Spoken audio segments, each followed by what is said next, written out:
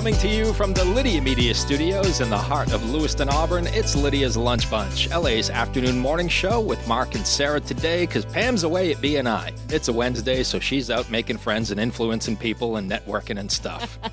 We are covering news and events in the greater LA area and talking to the people making a difference in our community. Feel free to share your comments, questions, or suggestions via email at podcast@lydiamediallc.com. And today's show is brought to you by United Piping, serving residential and commercial customers with new installations and repairs. Call today and schedule your oil and gas boiler cleanings at 754-4556. UPI, the best plumbers around. Also brought to you by Ruper's Beverage and Redemption. When it comes to beer, wine, and spirits, don't botch it, squatch it. At 5 locations in Lewiston, Auburn, and Oxford. Learn more at rupersbeverage.com. And remember, the party starts at Ruper's. I can already tell we're going to have a fun time this morning. I think so. We have the pleasure of being joined in studio today by KP's Place owner, Keith Genest. How you doing, Keith? Very good. Good morning. Excellent. Good morning. And KP's Place manager, Adam Teft. How you doing, Adam? Great. Thank you for having us. Absolutely. Thanks for coming. And I know in your line of work, getting up early isn't always the best thing, right? Especially when you close at night, Adam? Especially when you when you close at night. That might be why he forgot to bring our lobster rolls. Ooh, shots fired already. And our fried chicken. Sarah, you have a history with KP's Place, don't you? Yeah, every year on my birthday, I go there and I get a lobster roll. Awesome. Love it.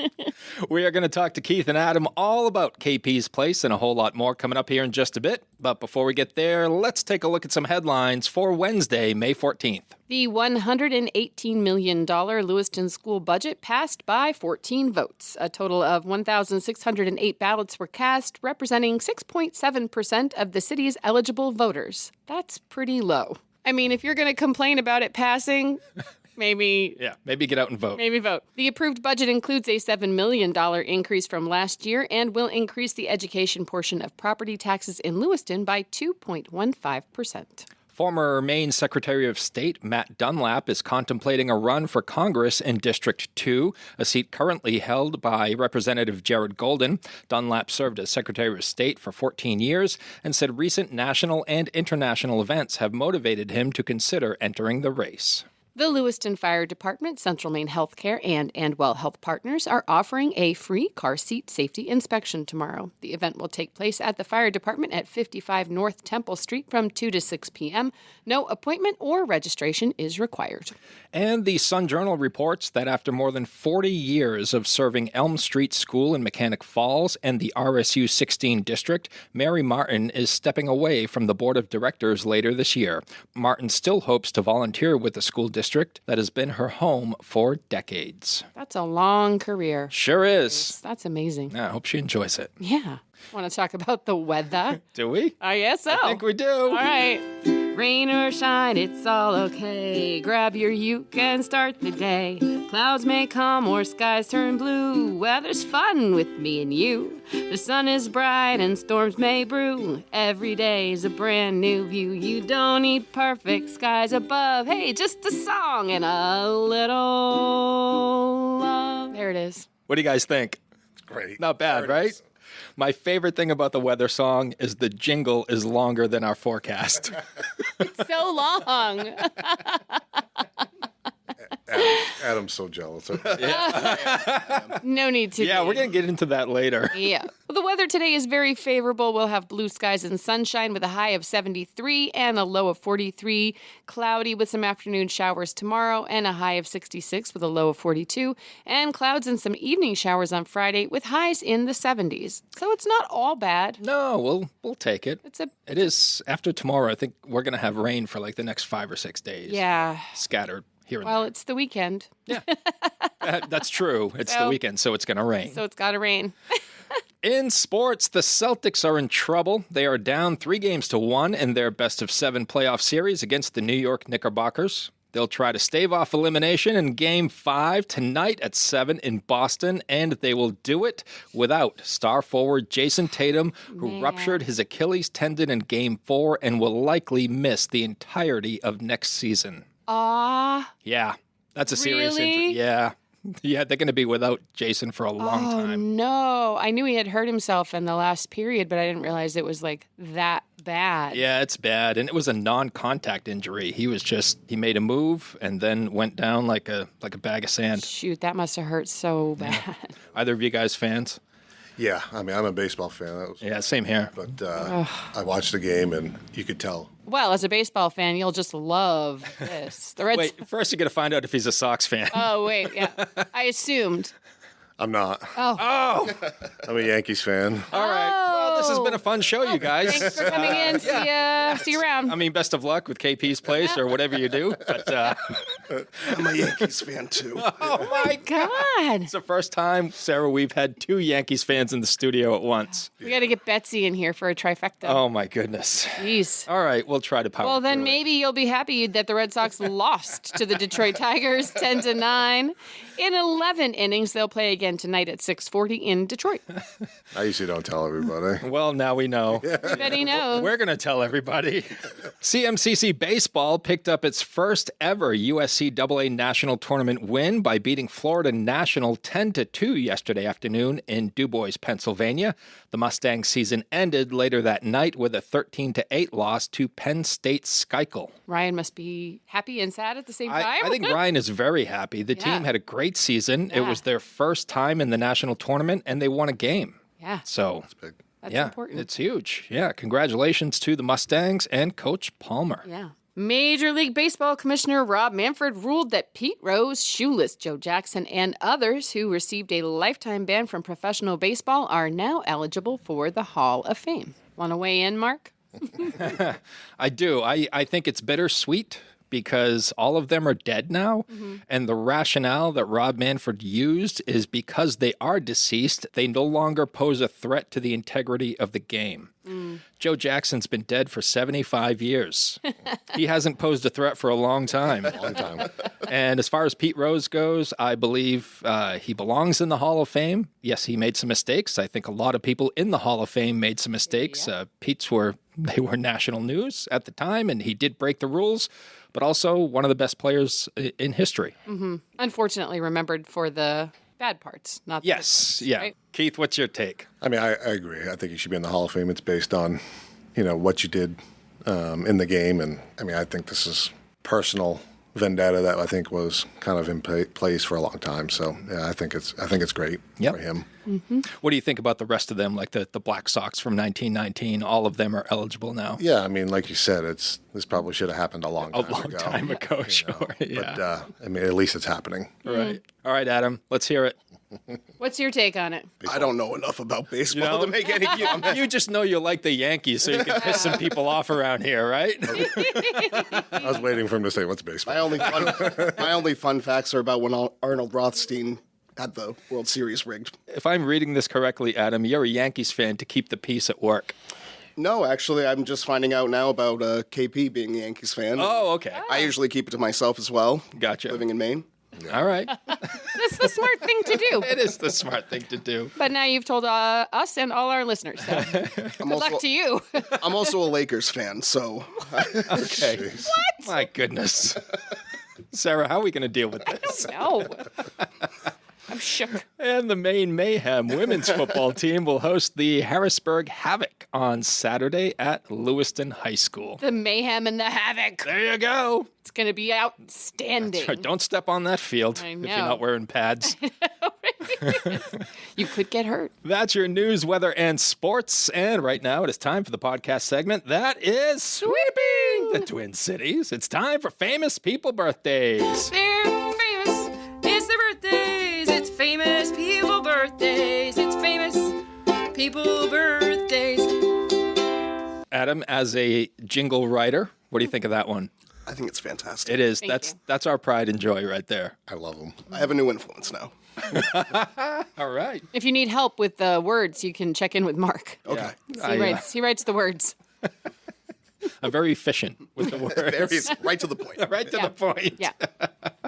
Let's take a look at FPBs for May the 14th, shall we? Okay. All right. We're going to start off with Miranda Cosgrove, who is 32 years old today. She played the lead in iCarly. Mm-hmm. She also played Summer Sanders in School of Rock. School of Rock. Yep. What a great movie. Watched a lot of iCarly growing up. Did with my you? daughter. Yeah. Oh, Same here. a lot. Yeah. Sarah, do you know who Cate Blanchett is? Yeah. All right, cool. Do you not? Cate Blanchett is 56 years old today. Sarah, what do you know about Cate? Well, she's a pretty prolific actress. She was in the Lord of the Rings and the Hobbit series, all of those. And then she was recently in the Ragnarok movie with Chris Hemsworth. She played the villain in that one. I feel like she's been in a million different things. I recognized the name instantly, but I couldn't place her. Yeah. I'm trying to think of. She was also in Ocean's 13 Okay. with Sandra Bullock. All right. I can't think of anything else that you would have seen because you don't like good movies. Pretty popular actress. All right. Yeah. Does anyone remember Milli Vanilli? Yeah. Yeah. Well, Fab is 59 years old today. What a great name. Fabrice. Fab. Fabrice Morvan. Boy, that was something back in the day on MTV when their CD skipped and they were exposed. Yeah. Now that the Baseball Hall of Fame is allowing those who were banned from being entered, maybe the Rock and Roll Hall of Fame will change their mind too. As soon as she started talking, I knew right away she was going. Yes. Maybe Fab will go down as one of the greatest singers of all time. Yeah. Who knows? You don't know. I don't know. No one knows. No one knows. Guitarist CeCe DeVille of Poison is 63 years old today. All right. Singer Ian Astbury of the Cult, criminally underrated band, Yeah. is also 63 years old today. What if he and Cece had like a band together and they had like a birthday band? I wouldn't wish that on Ian. No. Ian's fine with Billy Duffy. CeCe can stay in Poison. You don't like Poison? They're okay. I'm a much bigger fan of the Cult Yeah. than I ever was of Poison. Actor Tim Roth is 64 years old today. He's been in a couple Quentin Tarantino movies. Oh, yeah? He was in Reservoir Dogs and Pulp Fiction, I feel like he's been in some Wes Anderson movies too. most likely. Yeah. Yeah, good actor. Yep. David Byrne of the Talking Heads, There you go. 73 years old today. All right. Well, maybe David Byrne and Ian Astbury, because that's I would welcome that. That's a better mashup. David for sure. Byrne is a genius. Genius. Yeah. Director Robert Zemeckis is 74 years old today. There you go. He directed Back to the Future. Did a pretty good job with that, as I recall. I think that's a pretty popular film. I believe you are correct. Not as popular as the other one he directs, That's true. Forrest Gump, Forrest Gump. that one. And rounding out FPBs for May the 14th is movie director and producer George Lucas, who is 81 years old today. What's everyone's take on George rewriting history by going back and editing the original Star Wars movies? Well, there was a lot that he added that I think was beneficial. Most likely being more of like a bustling city than just a truck stop in the middle of nowhere. Yeah. But like the whole like who shot first, was Greedo or Han? I don't know. Keep it the way it was. Han shot first. I don't know. I'm totally against him going back and tampering with the originals. I like the adding in the background stuff. Yeah. But it's so mostly- noticeable, though. Yeah. You know what it I does mean? stand out. Yeah. It's because he made it comedic. Almost everything he put in the background is meant to make you laugh. Like it's not. I don't know. It was as if it was drawn with like Crayola crayon. That's it's true. It's not really part of the story so much as it is just like fodder for. Oh, look at that. That's right. Like there is one thing he put in that makes me laugh, and it's I think it's in Empire. Han trips over Jabba's tail. Did you ever notice that? I did not. They added a scene where he's outside talking to Jabba at his ship, and he trips over Jabba's tail, and it when gets they're me. walking to and they're that? walking, it gets me every time. I'm like, all right, that I liked. All right. I'll take it. In Take that, George. case you guys didn't notice, I'm kind of a super fan. I grew up on it. Yeah. Is it bad that I've never watched one? No, I've never You seen know a what? Harry That's Potter your movie. third strike. Get the hell out of here. I've had it with you. 0. Still doesn't interest me today. That's fine. You either do or you don't. And I think a lot of people either grew up with it or Do you either do or don't? I don't know. I'm coming back with lobster rolls. Up is down, down is up. I think you have to now. Definitely coming back with lobster rolls. I've never seen Sarah lash out like this. I'm so used to it. I love it. Sarah needs a lobster roll right now. I'm very passive. I'm a very friendly person. Get Now get the hell out of here. the hell out of here. I'm a restaurant owner. I'm so used to people lashing out. I think I have a favorite new Sarah soundbite. Don't bite your cat. Oh, my goodness. All right, those are your FPBs. Now let's take a look at some OTDs. Oh, okay. On this day, sorry. All right. You can take a nap through this if you want. So tired. On this day, 27 years ago in 1998, George Michael pleaded no contest in a Beverly Hills municipal court to committing a lewd act in a public restroom. He was fined $810 and given 80 hours of community service and ordered to undergo counseling. Also, 27 years ago today in 1998, Frank Sinatra had a heart attack and died at the age of 82. Is it because you heard what happened to George Michael? It might be. Yeah. Frank's like, well, I got away with it. Oh, I got away with it. I guess I better. Now's the time to check out. Before people start doing research on me.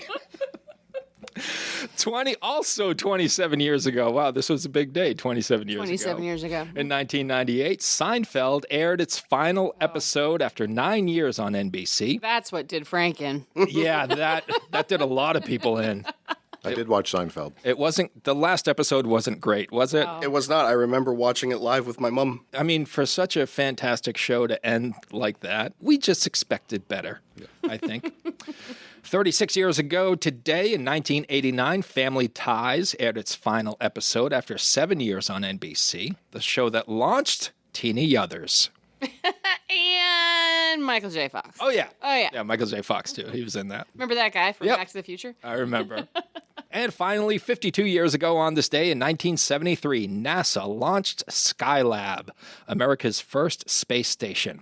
Although it was considered a huge success at the time, Skylab lost its orbit 6 years later and crashed into Earth in 1979. Where'd it crash? That's a good question. I wonder if We'll they have to have. look that up. I mean, if it's lost its orbit, that indicates that it's no longer able to be operated, yeah? That's correct. So how could they control the fall?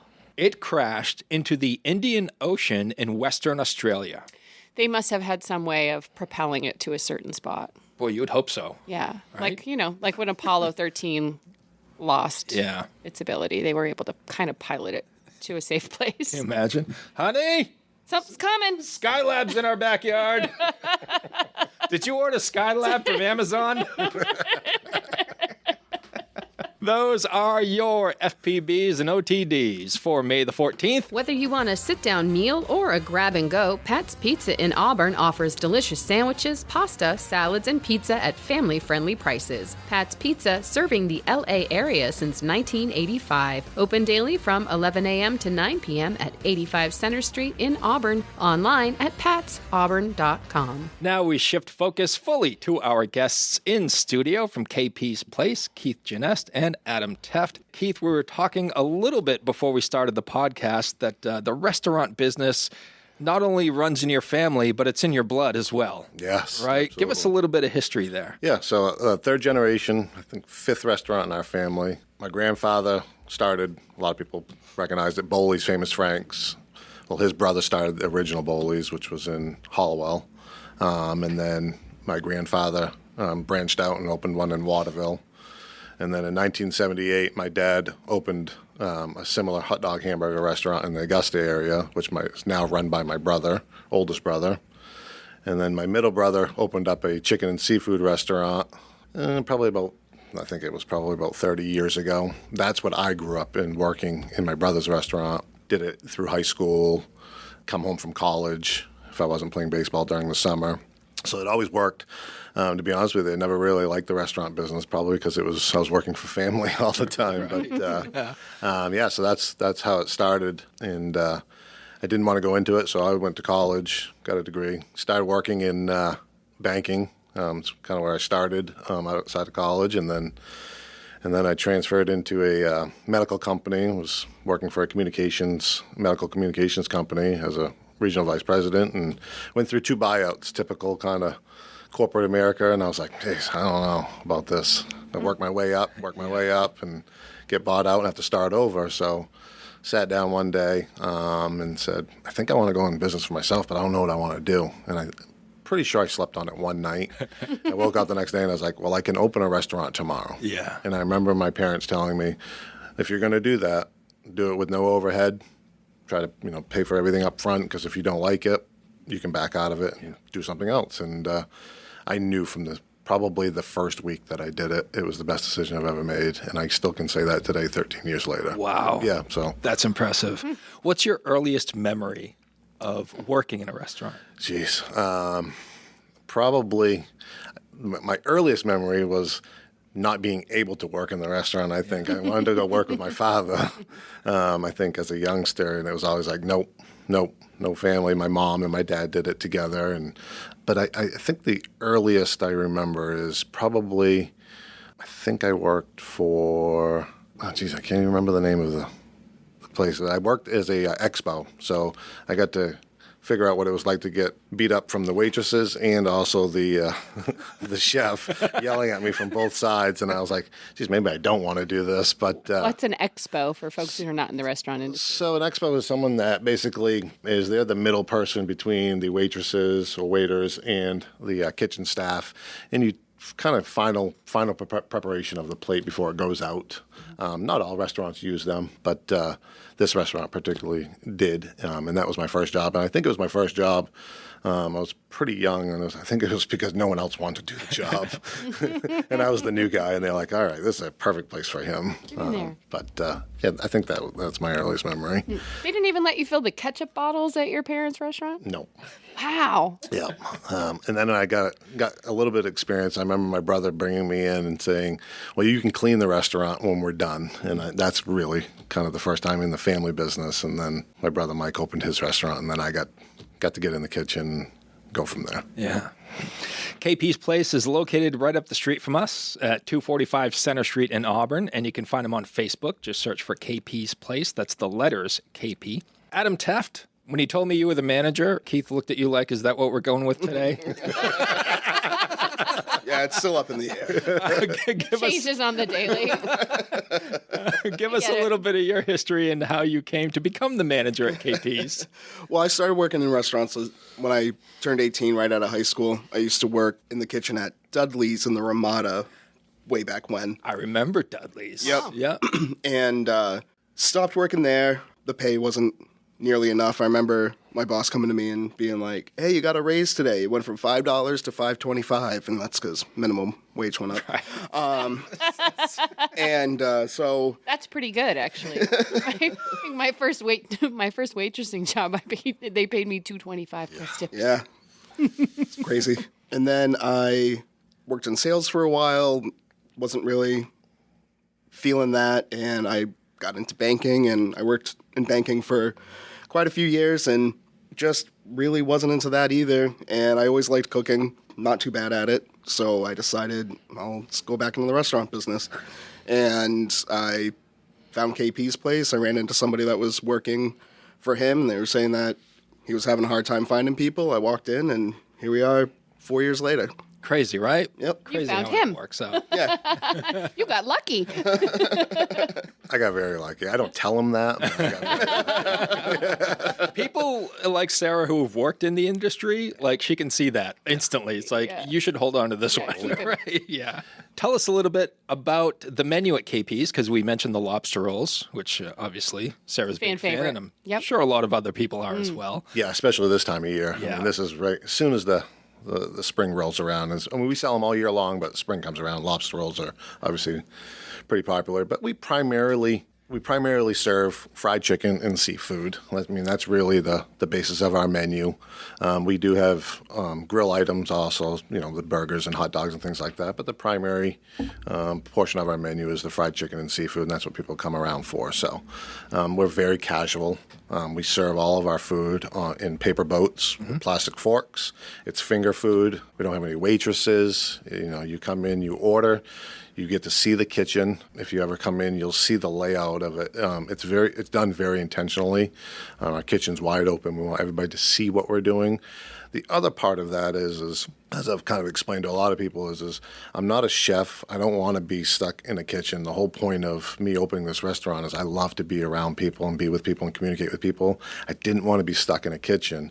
So when we designed kind of our layout, we made sure it was open. And that's because, especially when I first started, the first probably, 8 to 10 years, I cooked every meal that came out of that restaurant.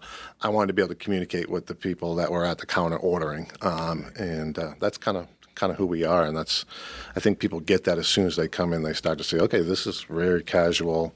I do remember when we first opened, we were trying to make a name for ourselves 13 years ago, and someone came in and we served them, they sat down, and I think it was my first negative review I got online. Oh. And I looked at it and I was reading through it, and the review was I expected to have a waitress bring me my food. This is very weird. And I was like, it's an interesting negative review. Yeah. That's not who we are, but that was kind of my introduction to, you better get used to this. But that's kind of what we do, and we stand by it. We love it. Sure. I think a lot of people like it. They can come in, they pay for their food immediately.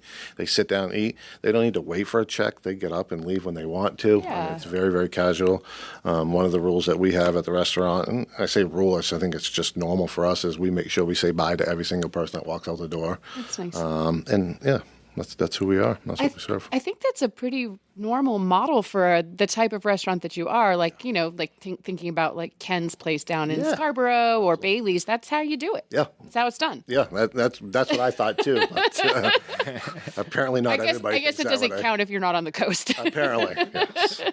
Apparently.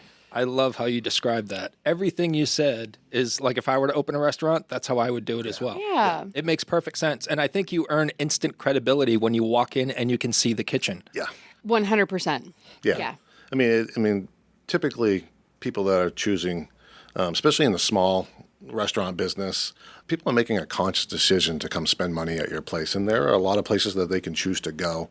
So gaining trust is important, and everybody's heard kind of the saying is especially in the restaurant industry, and my dad said it a lot, and a lot of the mentors is, you can serve 9 perfect meals, but on the 10th, if you serve a bad one, they will remember that, and you may lose that customer. Mm-hmm. Yeah. So it's important to give them the same experience every single time. Consistency is absolutely key in the restaurant business. Absolutely. Yeah, it is everything. And I confess, I've never been to KP's place. My wife and I don't go out to eat a lot because she has celiac, and it's an issue.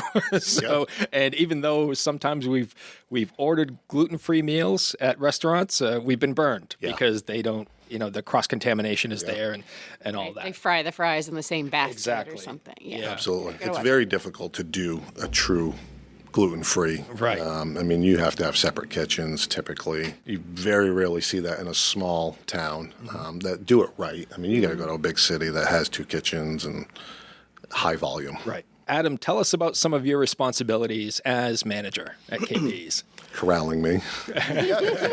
Corralling KP. That's like the full-time job?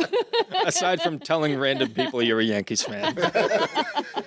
No, we can edit that out, right? Nope. That's Just for our listeners, Adam is seated closer to Sarah than Keith is, so he's going to want to watch his step here. Yeah. No, so when KP is out and he's driving business and doing all the things that an owner should be doing, he doesn't have to worry about how the restaurant operates because I'm there to operate it just as he would if he was there. I manage a small staff. I make sure that everything is prepped, that services go well, handling customers, and just making sure everything's done correctly and done the way that KP would want it if he wasn't there. Yeah. I will ask this question to the both of you. We'll start with Adam. The best and worst things about working in the restaurant industry. The best things, well, I like interacting with the customers as well. I like being in the open kitchen. Like we talked about earlier, I am a musician. I love being on stage. I love being in front of people. I'm an only child, so a lot of it was, hey, look at me. So I love cooking, and I love being able to interact with the customers. And the worst thing about being in the industry is I don't want to cook at home anymore. Yeah. You've had enough, right? You've had enough. Yeah. So that's what I'd say. Like, I love cooking, but after doing it for 50 hours in a week, when I get home, it's frozen pizza. Gotcha. Do you cook it? Or you just Yeah, I leave the plastic on and just gnaw on the plastic until I get to the pizza. That's a man. I can remember a time getting home from work and opening a bag of salad and pouring the dressing into the bag and eating it with a fork out Yeah, of the I bag. could see Like, myself that's how doing that. tired and done with it you are. Yeah. Yeah, like, this is fine. Yeah, it's fine. This is fine. That is the truth. All right. Keith, best and worst. Yeah, I think the best, same with Adam, is I love communicating with the customers when coming in. I mean, we spend so much time with them. I have such a loyal following. I mean, I get to learn about their families. They get to learn about mine. You know, that's important for me to make that connection with people. It's what I love. The other part that I love is I get to see my dining room as well, pretty much from any vantage point in my restaurant, and I love to watch when people are having a good experience. I mean, they don't even have to say it, and I can tell. Yeah. And vice versa, I can tell if they're not enjoying it, and I can immediately address it. So I love that part of the restaurant. I also love the challenge of it. In my world as an owner, cooking is about 20% of the job. 80% is all of the other stuff, which a lot of people don't enjoy. I actually enjoy. I love the challenge of it. Yeah. Maybe the worst part of it about restaurant ownership or just working in a restaurant is the hours. It's just a lot of hours. Yeah. You can't get around it. Adam kind of downplayed his role. Adam is essentially running the inside of my restaurant now. I've never had that. I've been there 13 years. This is the first time I've ever been able to get out of the restaurant, truly kind of get off the line and do the other parts of my job, which is to drive business and you know, connect with the community. So, yeah, the time, it's ultimate. And I think that's what most people fail in restaurants when they start in this business is, I love cooking. Great. Cooking's about 20% of the job. Right, yeah. Do you love all the other stuff? Do you love all the other stuff, and are you willing to work 70, 80, 90 hours a week? Yep. I mean, that's just what it is. It is what it is. You can't get away from that. So Yeah. I worked in the restaurant industry, I think collectively for about 4 years. I used to work at Marco's restaurant when it was on Lisbon Street. And I worked at a place called Chance's Pub in the Marketplace Mall, which is now Melissa's Pub and Grill. Mm-hmm. And what I loved about it, I was primarily a bartender, loved all that. Yeah. I loved the chaos. Yeah. I felt that I thrived when at Marco's I would have servers walking by me yelling drink orders, mm-hmm. you know, 4 drink orders before they went into the kitchen. And I just loved every bit of it. Yeah. But like you said, the hours got to me. Yeah. The hours and the weekends and stuff. It's a lot. Yeah. We talk about it a lot when we can feel it coming. We know when it's going to about ready to get chaotic. It's like ultimately you just feel us just start settling in, and this is when we thrive. So, and he's been very good at it. That's typically what you can't find. Most people kind of react the opposite way. Right. Adam's been great. Yeah. Sarah, did you find that when you worked in restaurants? I didn't get to see. I didn't get to see a lot of people. I was in the back. Were you? We didn't have an open. You were a server. I was a server in that restaurant that I worked in Machias. I did everything. So at lunch, I was in the kitchen. I did all of the prep work and everything, and then I was the hostess, waitress / sous chef. You did everything. But I mean, yeah. I didn't get to see people too much because I was one of the only waitresses too, so it was just like super fast. Everything was fast. Just trying to keep your head above water. Yeah, most of the time that's how it felt. Yeah.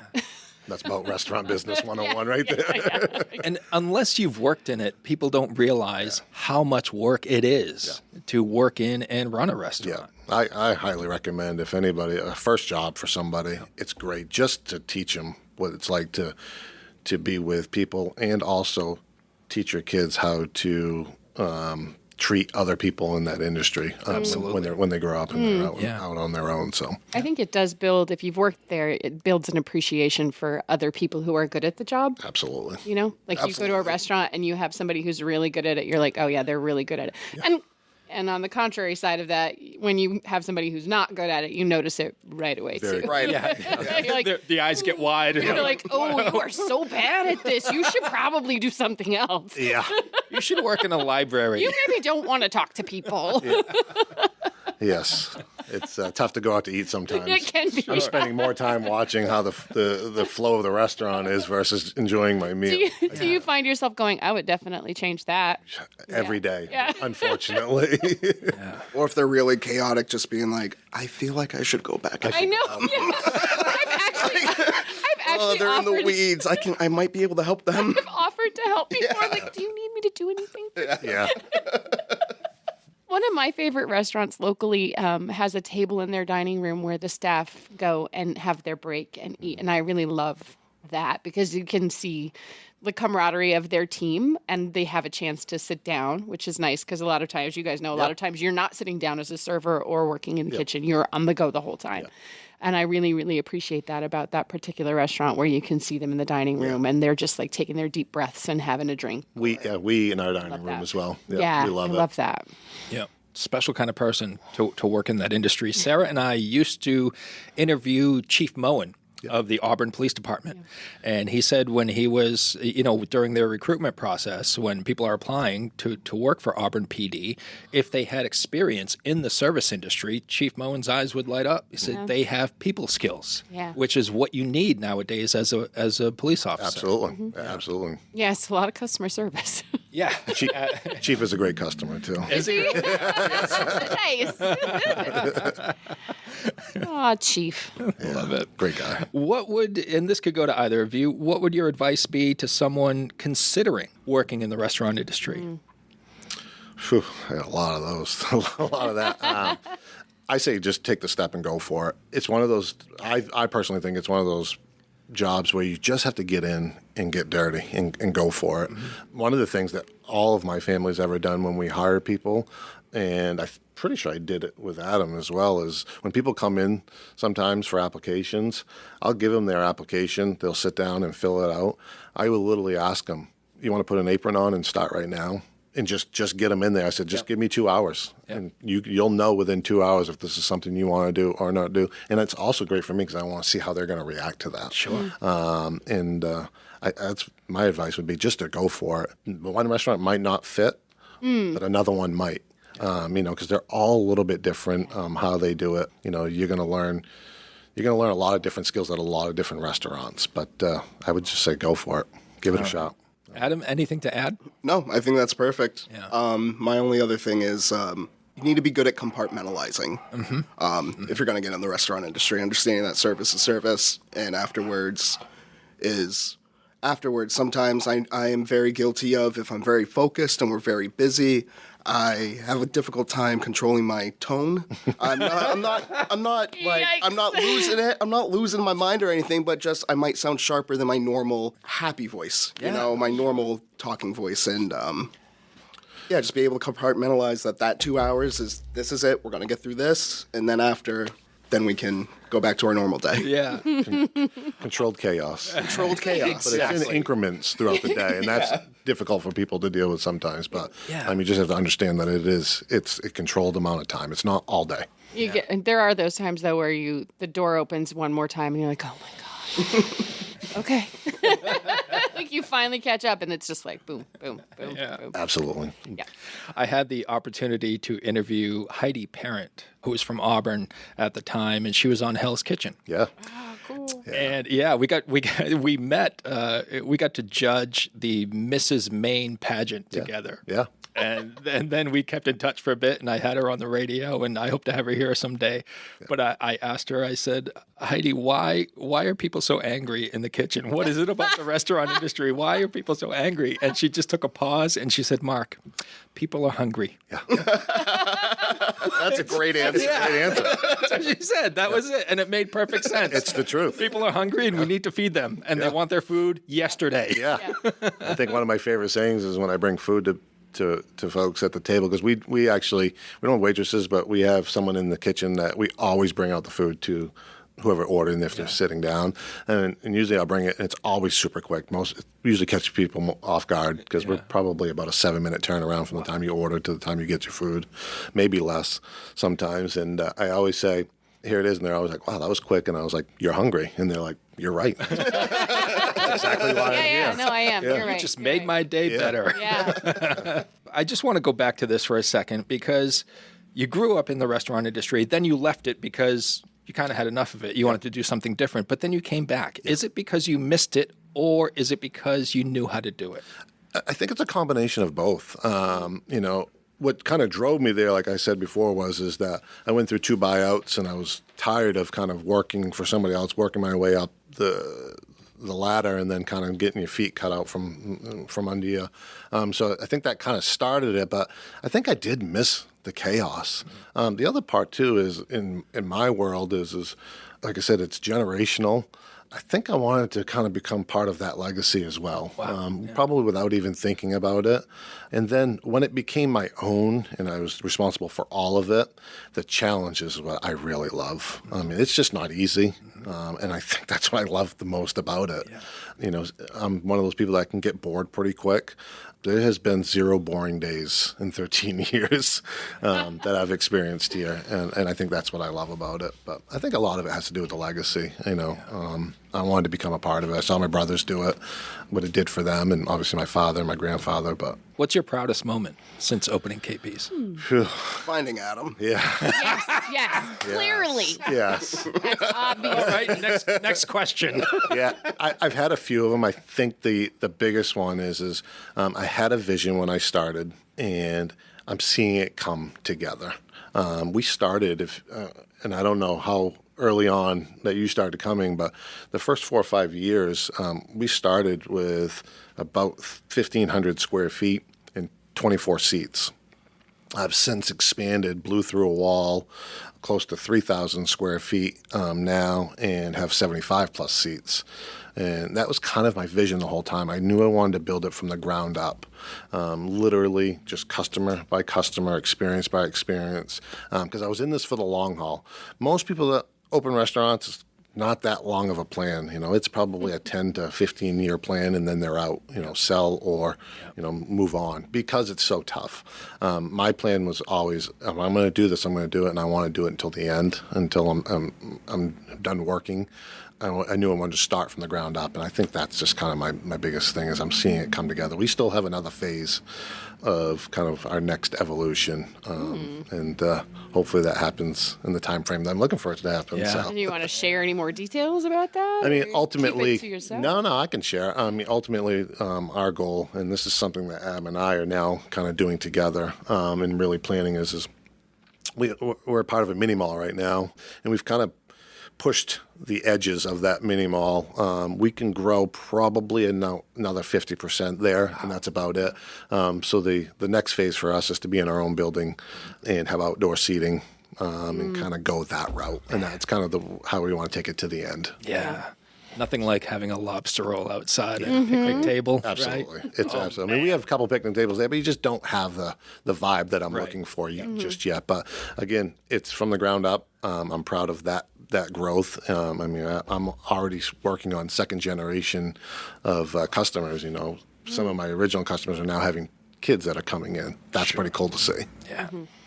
Adam, what's your proudest moment? My proudest moment, I would say, is realizing that I didn't have to wear a mask to go to work. When I worked in banking, when I worked in sales, I had to put on my sales mask, my bank mask. And it doesn't feel that I have to do that where I am now. And it's nice to be able to go from home and still be the same Adam when I go to work. I don't think it ever worked out for me in those other places. I would always get bored or whatever. It was exhausting not being yourself where you are. Yeah. And being authentic. yeah, finding that I can be authentic and finding where I fit I think. Yeah. That's my proudest moment. It's invaluable. It totally is. is. Oh my goodness. I don't know how other people do it. I don't either. I don't either. Speaking of wearing masks, how did you guys get through COVID? Yeah. Jeez, you can't even remind me of that. I'm sorry. A figurative mask and a literal mask. Yeah. No, actually, to be honest with you, COVID was not crazy for us. I can't speak for all restaurants because it was very difficult, especially on the big restaurants that required people. Well, not required, but needed people to sit down, Dine order in. drinks, dine in. We quickly transitioned to all takeout. I prior to COVID, 50% of my business was takeout anyways. We're about 50-50. We started to really change that a little bit prior to COVID, and that's when I did the expansion. The reason why I expanded, because a lot more people were looking to sit down in restaurants and not take out. And then COVID hit, immediately shut down that seating that we just put in. And I was like, that's a tough pill to swallow. But we quickly transitioned to takeout, and we did great. This community was unbelievable for us. I mean, they showed up and showed out. It was crazy how good it was. I mean, I had friends that I hadn't seen in 10, 15 years buying $500 gift cards to say, we will use this after COVID's done. I mean, just one right after another, just trying to keep us up. But yeah, COVID for us wasn't as bad as it was for a lot of people, but pretty crazy time. I mean, we were running the restaurant with half our staff. Yeah. It was interesting. Yeah. For sure. Anything else about KP's Place that you guys would like to share before we head into our final segment? How about you, Adam? Anything for you? We are open Tuesday through Saturday, 11 a.m. to 7 p.m. There you go. Love it. Keith? Yeah, I mean, I thank you guys very much for having us on. It's been great. course. Thank you for coming in. We're excited to continue to have an impact on this LA area, and I'll bring some lobster rolls for you. I'll hold them to it. Yes. Locally owned and locally focused, Lydia Media celebrates the heart of the greater Lewiston-Auburn area through 2 magazines, Uncle Andy's Digest and LA Metro Magazine, and the new Lydia's Lunch Bunch podcast. Each production shines a positive light on local businesses, nonprofits, events, and individuals making a difference in our community. Keep your advertising dollars local and position your business in front of your target audience with Lydia Media. Learn more at lydiamediallc.com. All right, we like to close the show with a segment called 3 Random Questions, where we ask you guys questions that have nothing to do with your profession so we can get to know you a little bit more as people in the community. Keith, we'll start with you because you're a baseball fan, and that makes me very comfortable. If you could attend any baseball game in history and have the best seats in the house, what would it be? Oh, boy. I never got to see Don Mattingly play, and he was my favorite player growing up. I tried to mimic my swing after his, so I can't think of any particular game that he played in, but just watching him play would have been something I would love to do. I did get to meet him, but I never got to watch him play. How'd that go? That was crazy. Yeah. I got to have he bought me a Budweiser, which I thought was like the best thing ever. But yeah, when I was working in the banking world, they had a bunch of Major League players come to their event.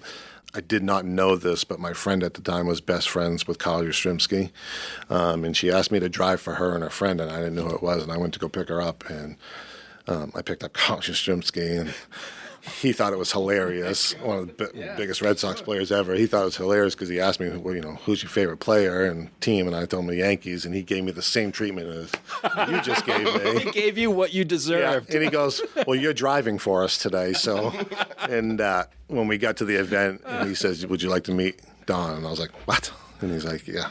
And so I have Kyle Yastrzemski introducing me to Don Mattingly. That's insane. Pretty crazy story, huh? Cool. Wow. And then Don bought me a Budweiser, which I thought was exactly who I thought he was, because he wasn't drinking anything other than just a Bud Heavy, and it was great.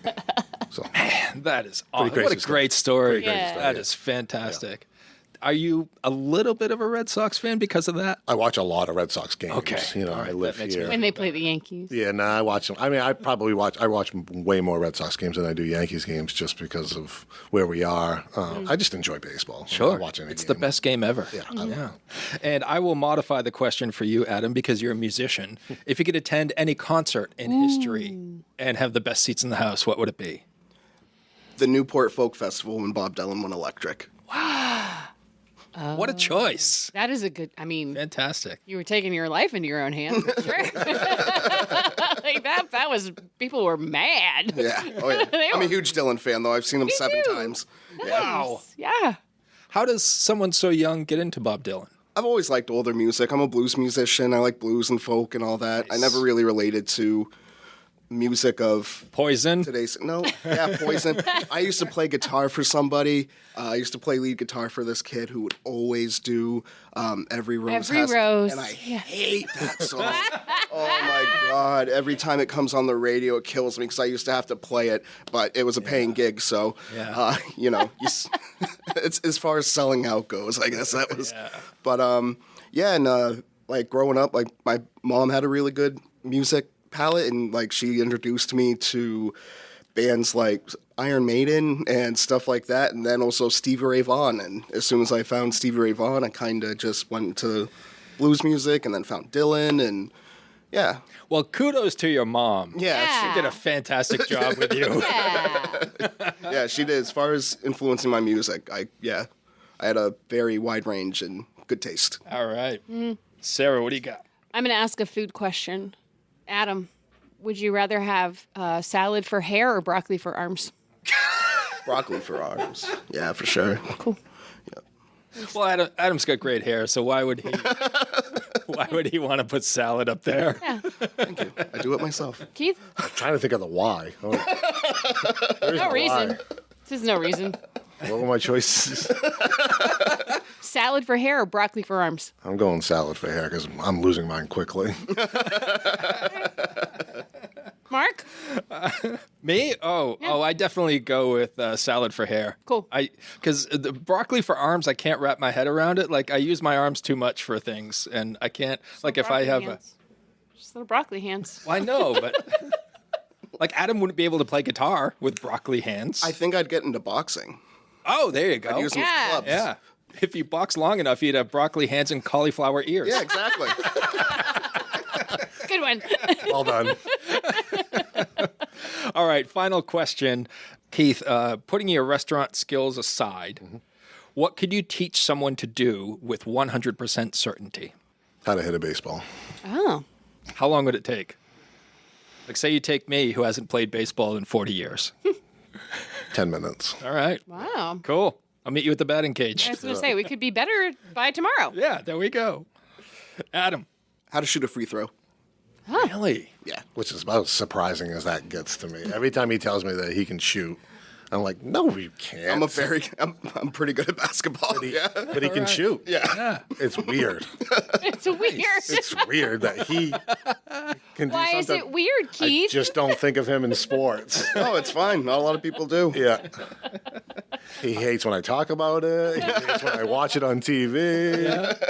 But he loves basketball. Basketball. And he loves to shoot, and he's a good shooter. He's like, hey, we'll have a free throw contest. If I win, you stop talking about sports.